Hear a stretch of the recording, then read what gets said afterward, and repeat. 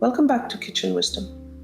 Grab your coffee, or maybe a cookie, because today we're talking about something small but absolutely essential: salt.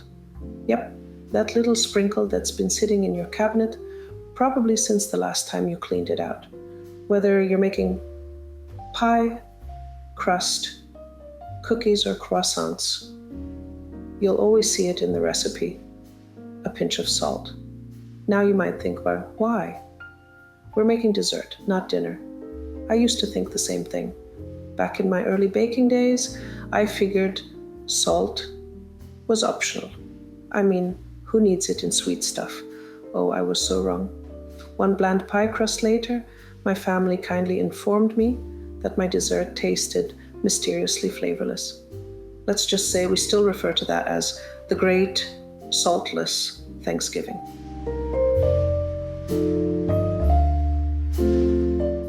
Here's the truth. Salt is the behind-the-scenes star of every good pastry. It's like the sound engineer at a concert. You don't see them, but without them, everything's off. Salt doesn't make your pastry salty. It makes the butter taste richer, the chocolate taste deeper, and the sugar taste smoother. It's your flavor amplifier. Think of it like mascara. It's subtle, but once you forget it, you notice immediately. Without that little pinch, your pastries taste flat. You ever bite into a cookie that looks amazing, but somehow tastes boring?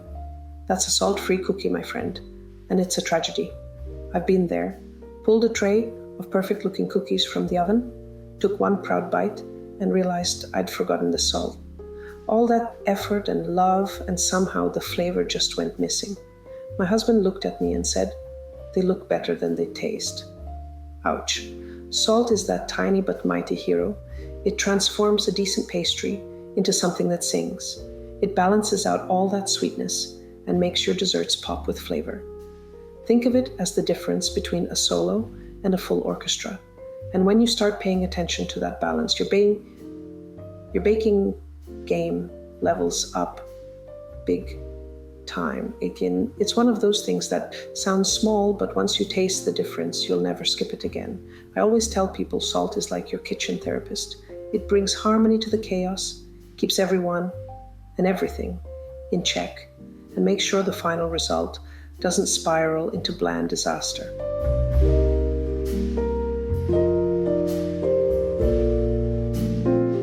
Now let's geek out a little. Salt doesn't just make things taste better. It changes texture too.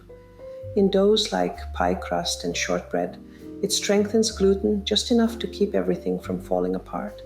It also helps dough absorb moisture evenly. Basically, it keeps all your ingredients playing nice together.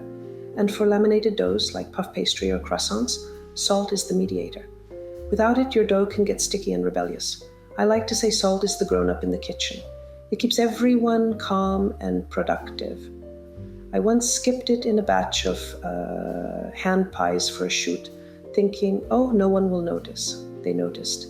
The pies looked like something out of a magazine, but tasted like cardboard air. Even my husband, who eats everything, gave me the look. You know the one.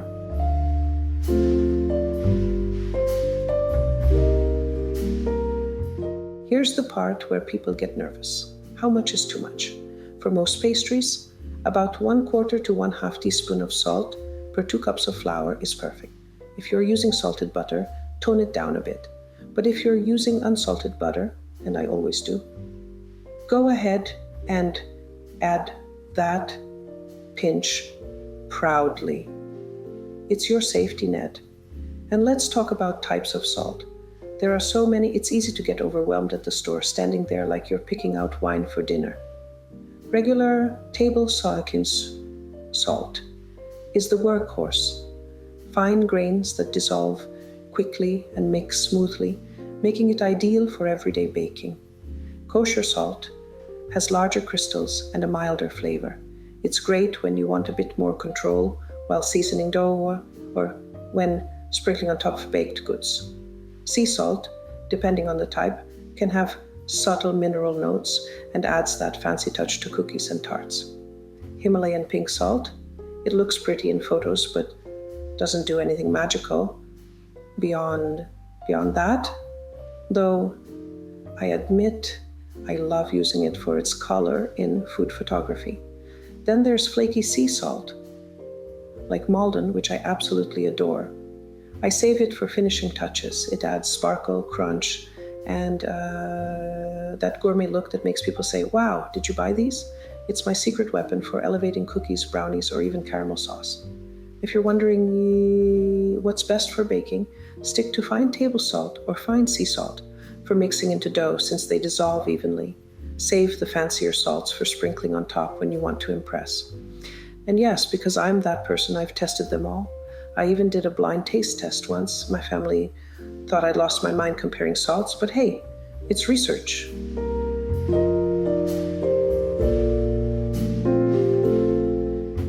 Okay, let's get to the fun part. Why does sweet and salty taste so darn good together? It's not just your imagination. Salt actually blocks bitterness, which makes sweetness taste stronger.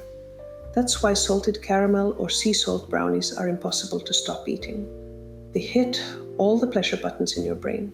Sweet and salty is the ultimate power couple. They balance each other out perfectly, like peanut butter and jelly, or me and my kitchen timer, when I actually remember to set it.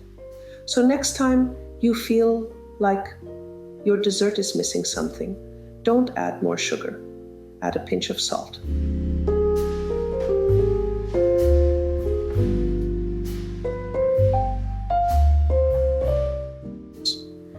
All right, you know me, I love a good practical tip, so let's talk about how I actually handle salt in my kitchen. Picture me in my apron, cup of coffee nearby, talking this through with you while the oven hums in the background. First thing, mix your salt with the dry ingredients. Always. It spreads evenly, and you don't end up with one super salty bite that surprises your taste buds. You'd be amazed how many times I forgot that step early on and ended up with little salt bombs in my cookies. Lesson learned. If I'm working on something delicate like shortbread or tart dough, I'll actually dissolve my salt in a teaspoon of warm water first. It blends beautifully, and there are no sneaky, undissolved crystals messing with the texture. Think of it as giving the salt a little spa moment before it goes to work. Now, when I'm using flaky salt on cookies or tarts, like Malden, my favorite finishing salt, I always wait until the pastries cool just a bit. If you sprinkle it too early, it melts right in and disappears, which totally defeats the purpose. Been there, done that, and then stared sadly at a pan of bland-looking cookies. And here's my quick fix secret. If your baked goods taste a little flat, don't toss them. Just give them a tiny sprinkle of salt on top. Seriously, it's like flipping a switch from meh to works every time. Now I have a confession. I'm a little obsessive about how I store my salts. I keep them all in clear glass jars, labeled with a black Sharpie, because nothing makes me happier than being able to spot exactly what I need at a glance. I've got sea salt, pink Himalayan, kosher, and even a smoked salt I use for experiments. They look so pretty lined up next to my spices that I sometimes catch myself admiring them. And yes, I alphabetize them because that's just who I am as a baker. It's my version of kitchen zen.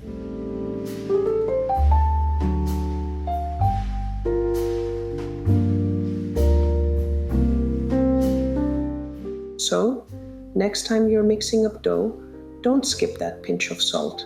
It's the quiet co-star that makes everyone else shine. It's what separates a "that's nice" cookie from the one people still talk about days later.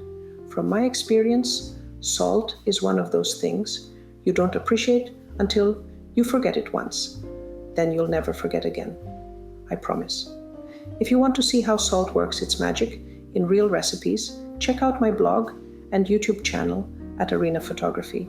You'll find pies, tarts, cookies, and buttery shortbreads, all with that perfect salty sweet balance. Because in baking, sometimes it's the smallest ingredient that makes the biggest difference. And if you ever forget it, your taste buds will remind you real quick.